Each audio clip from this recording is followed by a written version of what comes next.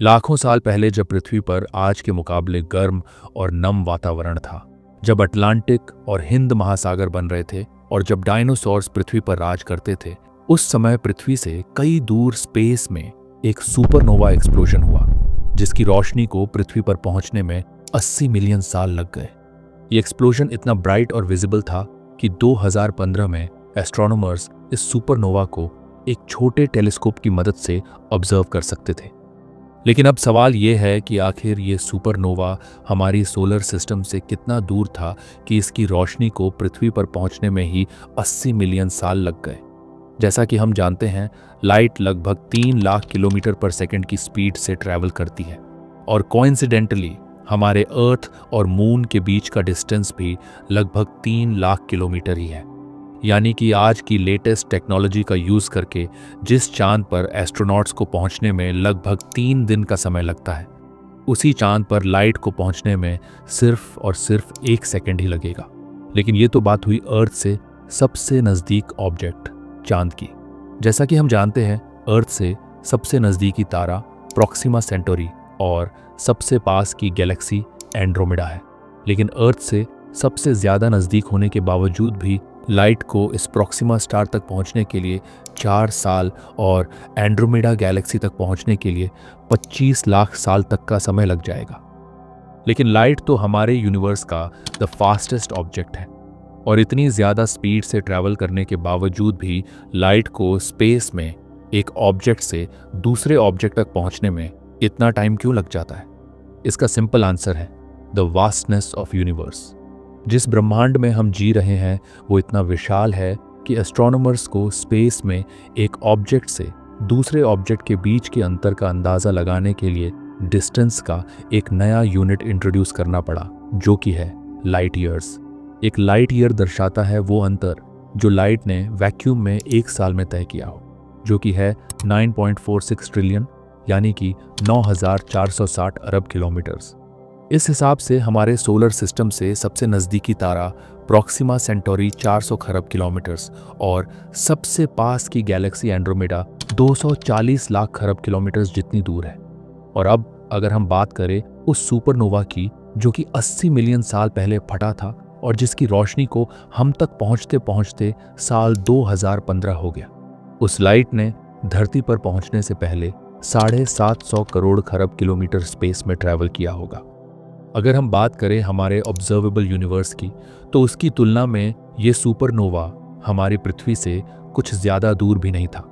Observable universe यानी कि ब्रह्मांड का वो आखिरी हिस्सा जहाँ से लाइट पूरे स्पेस में ट्रैवल करके हम तक पहुँच चुकी हो। कॉस्मिक माइक्रोवेव के मुताबिक हमारा observable universe 93 billion light years जितना चौड़ा है। अगर हम ये माने कि हमारा पूरा ऑब्जर्वेबल यूनिवर्स एक सर्कल है जिसका डायमीटर सिर्फ 10 सेंटीमीटर हो और जिसके सेंटर में हमारी पृथ्वी हो, तो ये सुपरनोवा हमसे सिर्फ और सिर्फ 0.0086 सेंटीमीटर ही दूर होगा, जो कि एक ह्यूमन हेयर की थिकनेस से भी कम है। लेकिन इस सुपरनोवा की दूरी के मुकाबले हमारा ऑब्जर्वेबल यूनिवर्स इतना बड़ा है कि जिसमें लाइट जैसी चीज़ को भी एक छोर से दूसरे छोर तक पहुंचने में 93 बिलियन साल लग जाते हैं। लेकिन वास्तव में हमारा ब्रह्मांड ऑब्जर्वेबल यूनिवर्स से कई ज़्यादा बड़ा है। ऑब्जर्वेबल यूनिवर्स तो एक लिमिट है कि जहाँ तक इंसान यूनिवर्स को सिर्फ देख और समझ सकता है। लेकिन इंसान को तो इस ब्रह्मांड में आए हुए सिर्फ 3 लाख साल ही हुए हैं। और सबसे दिलचस्प बात तो ये है कि 99% यूनिवर्स को अभी तक पता ही नहीं है कि इंसान जैसा कोई जीव मिल्की वे नामक गैलेक्सी में किसी नीले गोले पर पैदा हो चुका है, क्योंकि हमारी लाइट धरती से ऑब्जर्वेबल यूनिवर्स के सिर्फ 1% हिस्से के अलावा अभी तक कोई दूसरी जगह तक पहुंची ही नहीं होगी। और अगर इस ब्रह्मांड में कहीं लाखों करोड़ों लाइट ईयर्स दूर किसी गैलेक्सी में इंसान के अलावा कोई दूसरी एडवांस्ड सिविलाइजेशन जी भी रही होगी, तो शायद उन्हें हमारे बारे में कभी पता ही ना चले। और जब तक पता चले भी, तब तक शायद इंसान ही इस धरती को छोड़कर जा चुका हो।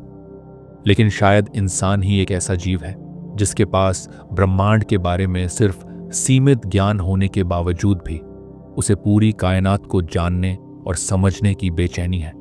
लेकिन अपनी इस इच्छा को पूरी करने में उसे दो ऐसे चैलेंजेस का सामना करना पड़ेगा जिसे शायद इंसान कभी भी ओवरकम ना कर पाए, जिसमें सबसे पहला चैलेंज है स्पीड। जैसा कि हम जानते हैं, इस यूनिवर्स में लाइट जैसी फास्टेस्ट चीज को भी एक कोने से दूसरे कोने तक पहुंचने में लाखों करोड़ों साल लग जाते हैं। लेकिन इसके मुकाबले अब तक किसी ह्यूमन मेड ऑब्जेक्ट द्वारा हासिल की गई सबसे तेज स्पीड सिर्फ 6 लाख किलोमीटर प्रति घंटा रही है, जो नासा के पार्कर सोलर प्रोब ने हासिल की थी, जिसे सूरज के वातावरण का अध्ययन करने के लिए भेजा गया था। मगर इतनी जबरदस्त स्पीड होने के बावजूद भी वो लाइट की स्पीड का 0.06% भी नहीं है। स्पीड के अलावा इंसान के सामने दूसरा सबसे बड़ा चैलेंज है उसकी एज।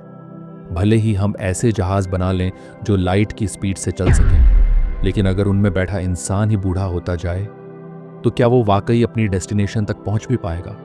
मान लो भविष्य में इंसान ऐसी कोई टेक्नोलॉजी बना भी ले जिससे वो इन दोनों चैलेंजेस, स्पीड और एज को ओवरकम कर सके, तो शायद वो कुछ हद तक इस ब्रह्मांड को एक्सप्लोर कर पाए। लेकिन पूरे यूनिवर्स को जानने और एक्सप्लोर करने का उसका सपना शायद सपना ही रह जाएगा, क्योंकि आइंस्टाइन की थियोरी ऑफ रिलेटिविटी के अनुसार हम जिस यूनिवर्स में जी रहे हैं वो खुद लगातार फैलता जा रहा है।